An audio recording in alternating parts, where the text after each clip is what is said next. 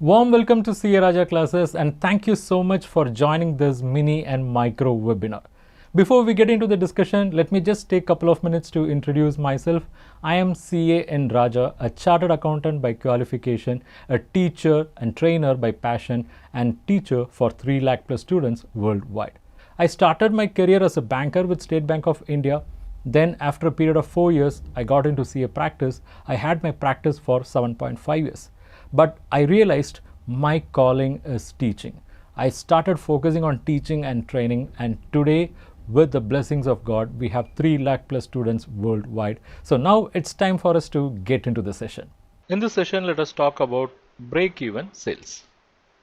First of all, what is break-even sale? It is a level of sale which has no profit, at the same time no loss also. So it is a level of sale at which only cost is recovered.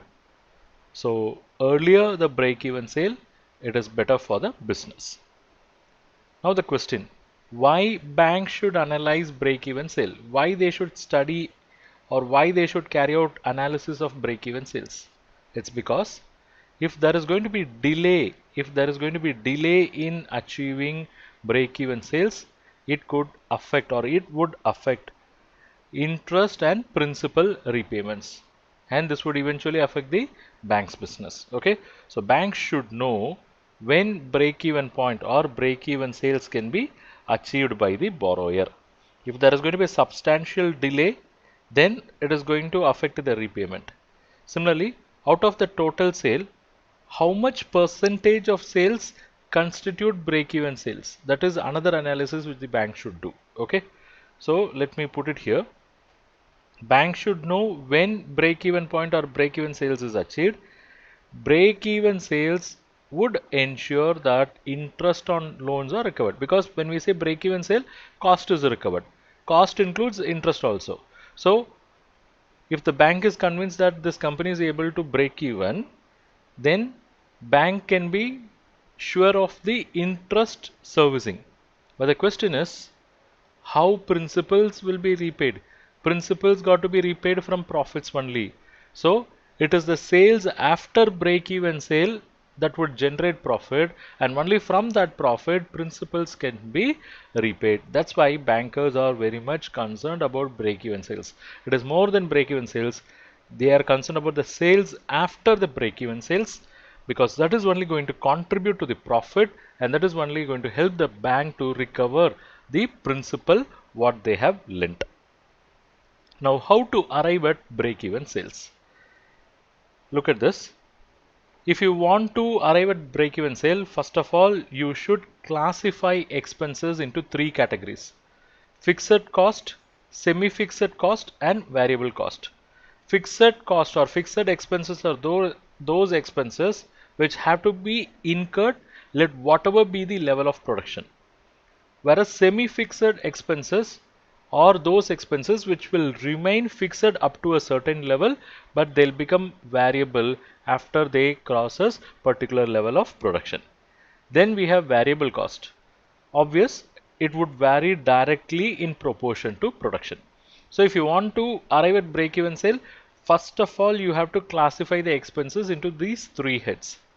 But let us keep it in mind, the break-even sales, even though we are going to classifying, that is the mathematical part, the break-even sale would depend upon the efficiency of the plant assets, how effectively you are going to utilize the asset, turn around the asset, we call it as asset turnover, how efficient the management in its operation, how cost are optimized. Okay, all these factors plays very critical role in break-even sales.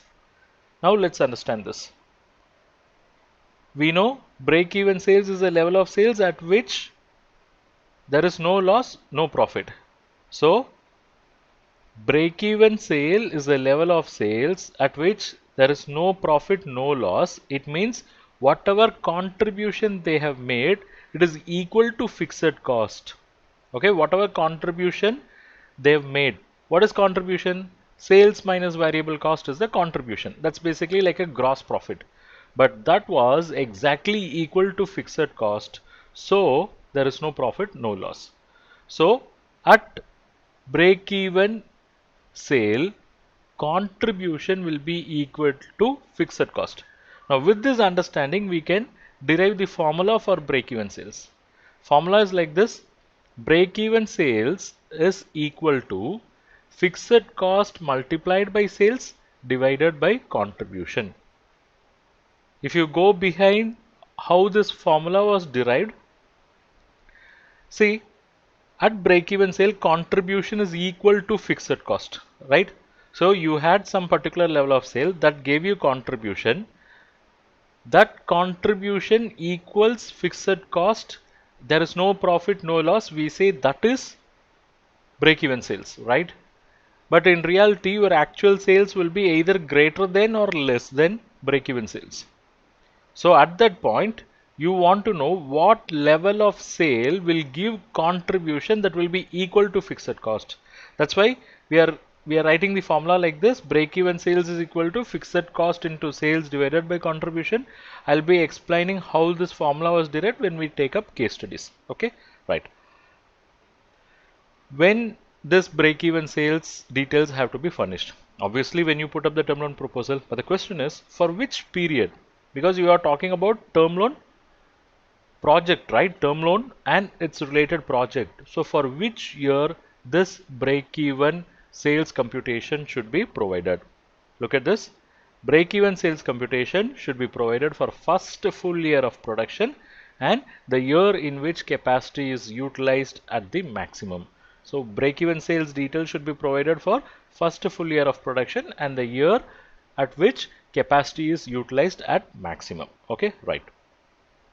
Now, what do we mean by satisfactory break-even level? See, this actually varies case to case. Okay, so only on case to case basis we can come to a conclusion. But based on circumstances, in general, if break-even sales is lower, then it would result in higher profit, because break-even sales is the level of sales at which there is no loss or no profit. So any sales beyond break-even will give you profits. So if you achieve break-even sales at the earlier stages itself, then the sales generated beyond that will generate profit for you. Okay, now let's look at the sum of the bands. If your break-even sale is in the range of 50 to 60%, for example, let me give you a number. Let's say the total sales is 100 million, of which 50 million is a break-even sale. It means if you are achieving a turnover of 50 million, you will not make any profit, you will not suffer loss also. So the turnover beyond 50 million only going to give you profit. It means you have cost that have to be taken care by the sales of 50 million, right? So total turnover is 100 million. The break-even sales is 50 million. So the break-even percentage, what we can say is 50 out of 100, 50%. Okay. So if the break-even sales is within the range of 50 to 60%, then we can say there is low risk. If it is in the range of 61 to 70, medium risk, 71 to 80, high risk, above 80, highest risk, and in some cases above 85 will also be considered. It all would vary bank to bank, okay, depending upon their risk perception. There is also something known as cash break-even point, because we are saying at break-even level contribution is equal to fixed cost, and that fixed cost includes depreciation, which is a non-cash item. So we can knock off that depreciation and arrive at the break-even point. That's what we call as cash break-even point, and generally it should be below 50%.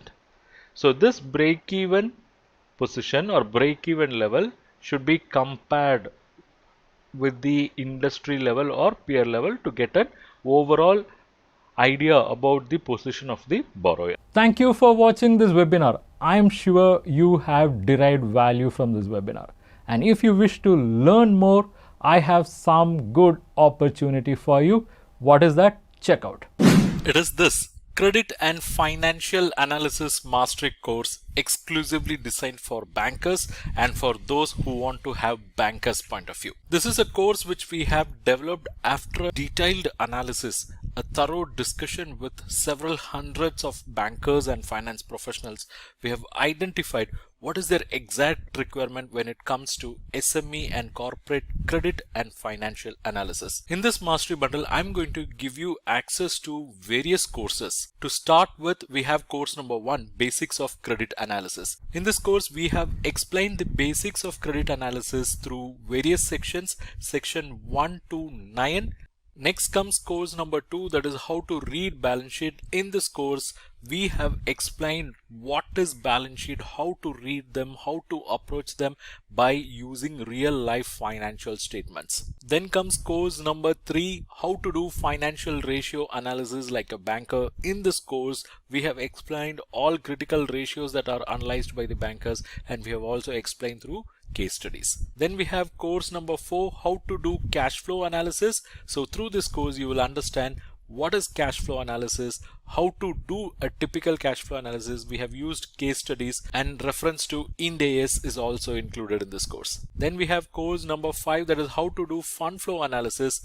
This is a critical financial analysis tool, and in this course you will learn what is fund flow statement, how to analyze them from banker's angle, how to prepare fund flow statement from academic angle as well.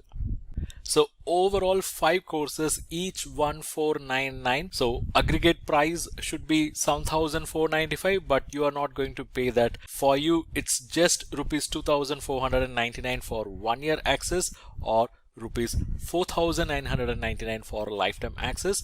And it is not yet over, you have some more bonus. Bonus is course number 6, how to carry out credit risk rating for non-trading entities. These are all the topics covered in this course. Then course number 7, it is how to carry out credit risk rating for trading entities. Not yet over, you also have access to course number 8, that is how to prepare CMA report for bank loans. It's a comprehensive course which will run for 8 plus 5 hours, and you will learn entire CMA report preparation process. And course number 9, how to prepare cash budget for bank loans. Course number 10, how to assess fund-based working capital. So in this course you will understand what is working capital, what are working capital credit facilities, and how to assess them, what are the key ratios that are related to working capital, and what are the additional key analysis that will be done by bankers on working capital matters. You will get a comprehensive understanding of cash credit, export finance, and there are certain on-demand videos as well. So 5 plus 5, 10 courses of value close to 15,000 rupees, but you are going to get it for 1 year access rupees 2499, lifetime access rupees 4999. Not yet over. You are going to get access to the 11th course, how to assess non-fund based credit facility. So in this course you will learn about letter of credit, bank guarantee, its assessment as well. Then comes course number 12, how to do term loan appraisal and assessment, because it's a complex process with a lot many technicalities. So this course covers all in detail. And course number 13, basic elements of loan proposal. So how a typical loan proposal will be, what are the basic elements that are covered in this course. And we have course number 14, case study on credit analysis, various case studies based on practical experience and discussion with various bankers and finance professionals are included in this course. And course number 15, this is about collateral securities, where you get knowledge about collateral securities. So overall it's 15 courses of value close to 22,485. It's 1,000 plus lectures.